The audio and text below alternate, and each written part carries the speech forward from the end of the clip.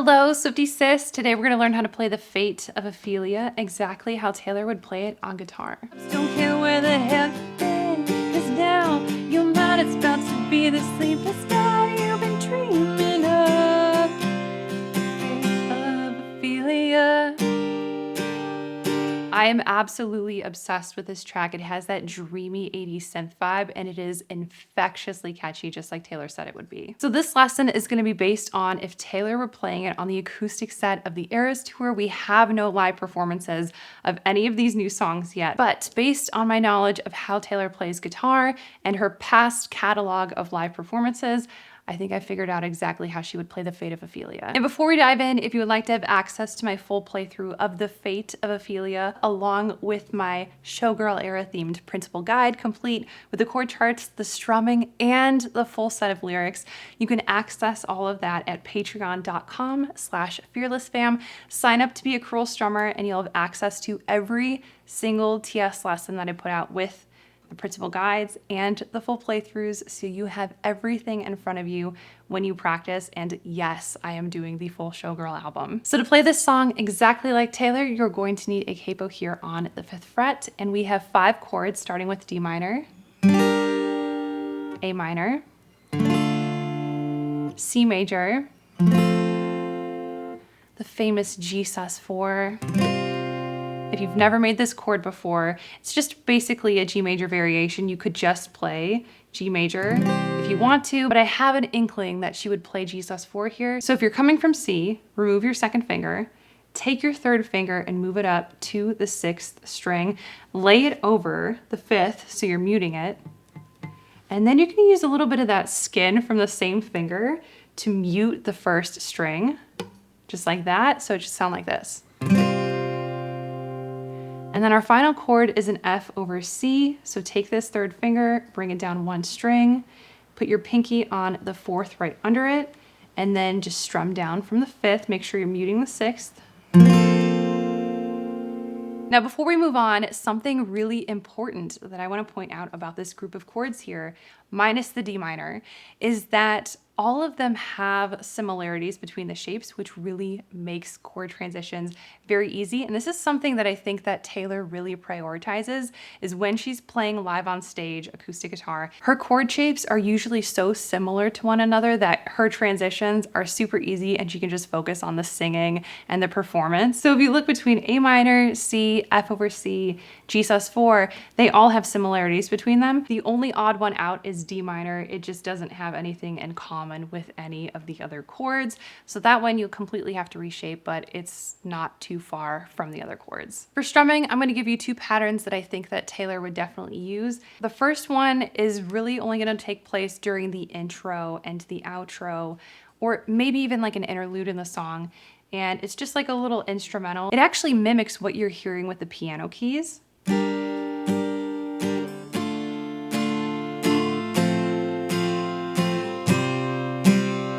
So basically just 3 down strums per chord. 1, 2, 3, 1, 2, 3, 1, 2, 3, 1, 2, 3. And then our second pattern is going to cover everything else. So that's just going to be down, down, up, down, up for each chord. Now, aside from those 2 main strumming patterns, I can think of a couple of other little variations that are just sprinkled throughout the song, just some places where you may not play a chord or there's a single down strum, but I'll get to those as we move through the progressions. Our first progression takes place during the intro, outro, and the verses, and it starts off on D minor to A minor, C major, 2 measures of G sus4. And you're gonna play this progression twice for every single verse, and you'll play it once for each intro and outro.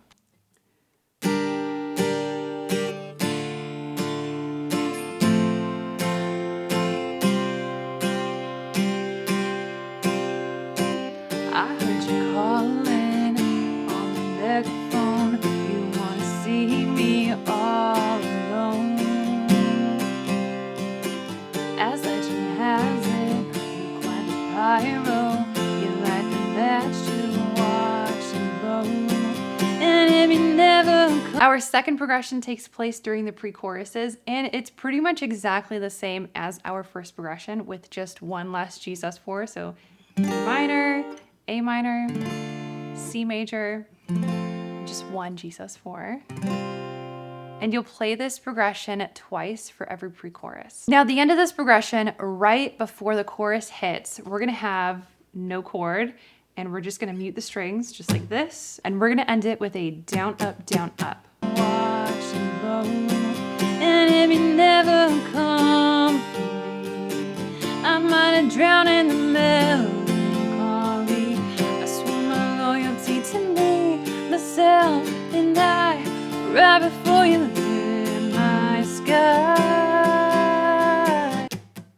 All that time I said. Our third progression takes place during the choruses, and it is a mashup of a new line of progression along with our first and second progression. So our first line of chords starts with F over C to C major, A minor, G sus4 twice. Our second line of chords starts with D minor to A minor, C major, and one measure of G sus4.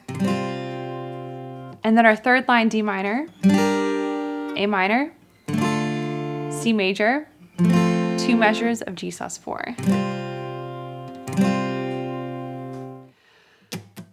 All that time I sat alone in my tower, you were just holding your powers. Now I can see it all. Late one night you took me out of my grave and saved my heart from the fate of Ophelia. Keep it 100 on the land, the seas, the skies. Pledge allegiance to your hand, your team, your vibes. Don't care where the hell you've been, 'cause now your mind is about to be the sleepless night you've been dreaming of. Fate of Ophelia. Our fourth progression takes place during the bridge, and it is a mashup of our verse and pre-chorus progressions. So we have D minor to A minor, C major, one G sus4. And then the second time around, we're gonna end with two G sus4s.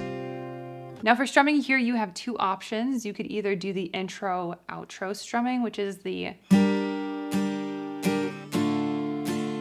because everything just kind of strips down and we just have the piano. So if you want to do that, I think that sounds really pretty. I feel like Taylor would continue to do the down, down, up, down, up strum, but just really make it gentle, because it's often quite easier to sing with a pattern like that as opposed to like just single down strums that are kind of very like rhythmic.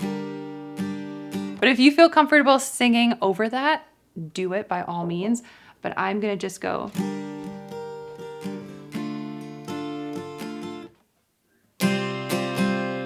Just locked inside my memory, only you possess the key. No longer drowning in deceit, all because you came for me. Locked inside my memory, only you possess the key. No longer drowning in deceit, all because you came for me. And that is how to play the Fate of Ophelia exactly how Taylor would play it on guitar. If you would like to have access to my full playthrough of this track, along with my Showgirl era themed printable guide, complete with the chord charts, the strumming, and the full set of lyrics, you can get all of that at patreon.com/fearlessfam. Sign up to become a cruel strummer. October is going to be all about the life of a showgirl, so make sure to go check out Fearless Fam, and I will catch you in the next Taylor Swift Tuesday.